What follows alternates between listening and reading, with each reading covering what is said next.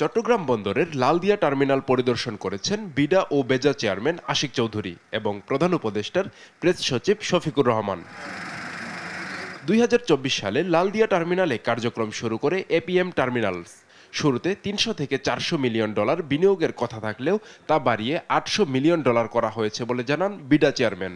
এই পোর্টটা করতে এটা একটা obviously state of the art এবং গ্রিন একটা পোর্ট হবে, এবং এই গ্রিন পোর্টটা করতে ওনাদের রাফলি $800 মিলিয়ন মতো লাগবে। এই পুরাটাই এফডিআই হিসেবে বাংলাদেশে আসবে। এখানে কিন্তু সরকার কোনো 1 টাকাও দিচ্ছে না, এবং পুরাটাই ওনারা বিদেশ থেকে ফরেন ডিরেক্ট ইনভেস্টমেন্ট হিসেবে আনবে। বাংলাদেশকে একটি উৎপাদন কেন্দ্র হিসেবে গড়ে তুলতে হলে বন্দরগুলোর উন্নয়ন জরুরি। এজন্য বিশ্বসেরা বন্দর পরিচালনাকারী প্রতিষ্ঠানগুলোর সঙ্গে কাজ করার পরিকল্পনা জানান তিনি।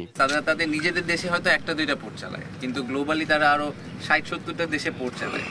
তো কারোই সিকিউরিটি কনসার্ন হয় না, আমাদের এখানে সিকিউরিটি কনসার্ন হয়ে যায়। এটা দ্যাটস আনফরচুনেট। আমার মনে হয় যে I have a lot of trust in Bangladesh navy. আমি শিওর যে ওনারা জানেন যে আমাদের যে নেভাল সিকিউরিটি বলেন বা ম্যারিটাইম সিকিউরিটি, ওটা কিভাবে ওনাদেরকে হ্যান্ডেল করতে হবে। বিডা চেয়ারম্যান জানান, দেশে একটি মুক্ত বাণিজ্য অঞ্চল গঠনে একটি কমিটি করা হয়েছে এবং সম্ভাব্য স্থান হিসেবে আনোয়ারা পরিদর্শন করা হয়েছে।